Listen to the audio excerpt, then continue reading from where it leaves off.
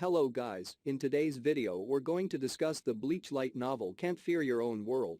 In this video we're going to see what happens next after Ichigo defeated Iwich. So without further ado, let's start the video.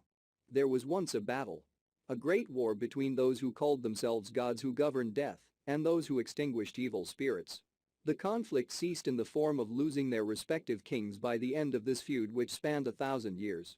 The relationship between Shinigami and Quincy will come to hail a new era triggered by this great loss.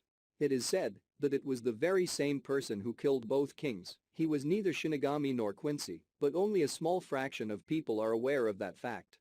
The ringleader of the Wandenreich, a rebel army which invaded Soul Society, was defeated by a young substitute Shinigami who is a guest of the Gate 13 along with the proclamation that the Gate 13 successfully defended the Soul King Palace. It is only this part of the story that continues to be propagated within Soul Society.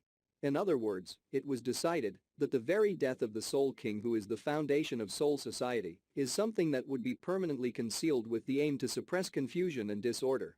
Even now, many inhabitants of the Soul Society, including ordinary foot soldiers, still believe they have their Soul King enshrined at the Soul King Palace.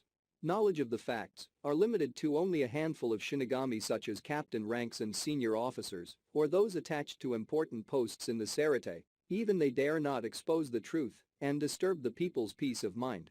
From there, the revival of the Seireitei, that was left utterly devastated, would begin. As for whether or not the decision of the higher-ups, who did not deem it acceptable to snatch away the people's moral support, was right in the end, that is something that will likely be judged by history 10 or 100 years down the line. Ushering in the conclusion in such a way, the series of conflicts would subsequently be known as the protection of the Soul King. Great War time goes back to the point immediately after the war had ended. Soul King Palace Main Shrine, Greater Soul King Palace. At the spot where the former Soul King was enshrined, the palace Shinpei, also known as holy soldiers, were hurriedly bustling about.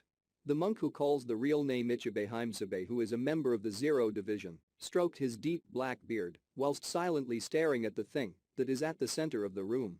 From behind, an easygoing tone of voice calls out to him. "Oh my, so that is the new Soul King Sama? High Priest?" When the monk turned to look over his shoulder, standing there was a man donning an eye patch over his right eye. Kiraku Shunsui. "Dear me, you're up and about already?" Yes, as Captain Commander of the Gate 13, it's a matter you have no choice in." The monk gives his reply in combination with a cheerful smile. Whilst confirming that Kiraku's lines of sight was not on himself, but rather directed towards the center of the room, where the Shinpei were working, he answered his companion's query. "Given that it's you, I'm sure you know the answer already. The Soul King Sama is neither new nor old. There is significance in the mere fact that what we reverently refer to as the Soul King Sama can continue to exist here.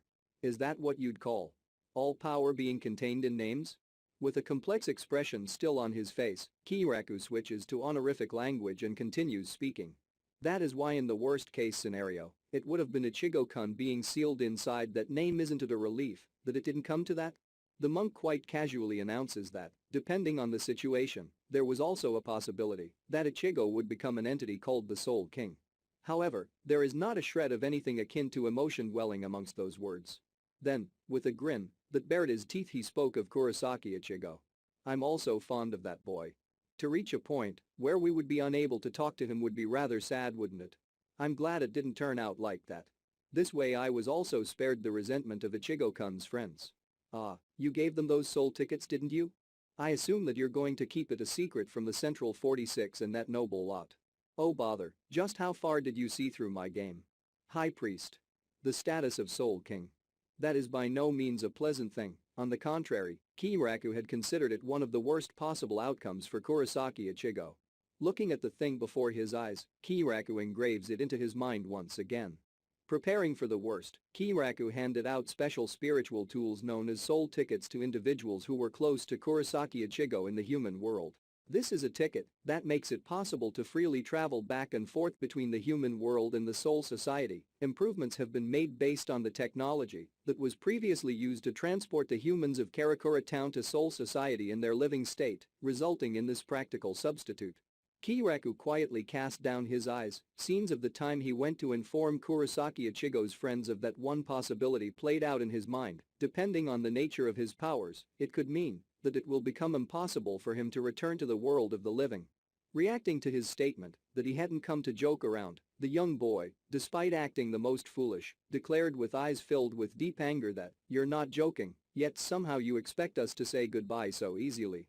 In contrast to he who had displayed his anger for Ichigo's sake with every fiber of his being, the black-haired youth stubbornly continued to believe in Ichigo with eyes that remained calm. And then there was the girl who was more concerned about Ichigo's family members rather than herself, whilst harboring deep anguish and fear for Ichigo's well-being. Both Sato-kun and Orihime-chan too, Ichigo-kun is truly blessed with friends. Rather, I wonder if it's precisely because it's Ichigo-kun that those kids are drawn to him? Considering the youngsters of the human world, Kiraku felt a sense of relief for Kurosaki Ichigo's safety, a key player who ended this war. Lifting his eyes a fraction, Kiraku addressed the monk. "Above all, I'm glad that Ichigo is not the one being cut down by the high priest and company." With little hesitation, Kiraku gives utterance to curious words.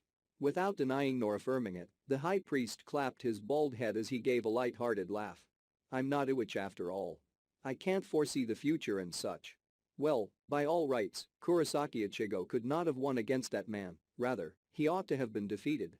High Priest, however, fortunately for the boy, Iwich had completely obtained the power of the Soul King for himself. It is for this reason, even regardless of the fact that Kurosaki Ichigo had won, that the Soul Society was able to escape collapse in such a way.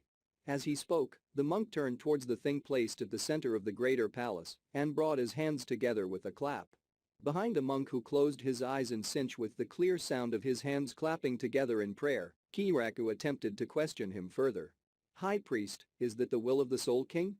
Or is it the dying wish of the founders of the 5 great noble clans?" In a slip of the tongue, the honorific language disappears from Kiraku's speech. The monk then replies in a carefree manner. "Come now, you're not going to pay your respects to our esteemed founders? You can't completely hide your hostility, I'll have you know. Do you also perceive Kachiki Byakuya and Shanyao Richie in such a way? I have no reason to think of them like that. They are comrades of the Gate 13, my precious friends." Shaking his head as he smiled wryly, Kiraku resumes speaking with his manner of speech still thrown off balance. "The actions of their ancestors have nothing to do with them, though on the other hand, it's not like they can eradicate their ancestors' sins. Am I right, High Priest?"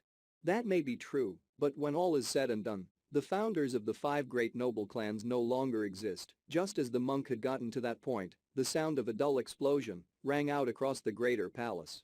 When Kiraku turned to look in the direction of the noise, he could sense pronounced reiatsu different from that of a Shinigami's coming from there. Ahead of their sightlines, there was an area still fused with the structures of the Wandenreich. A section of its walls were destroyed and white smoke began to rise. Then, a number of figures, even whiter than the smoke, emerged from the inner side of the wall. The Shinpei, alarmed for the greater palace, simultaneously draw their swords and adopt a fighting stance. However, the monk reined them in with his voice. "Ah, no need to concern yourselves. These are not opponents you can defeat." At that point, one of the white figures that had already leapt in their direction clicks his tongue as if dumbfounded. "What's that? You ain't gonna fight?" And this is where we're going to end the video. I hope you like it, and I'll see you on the next video.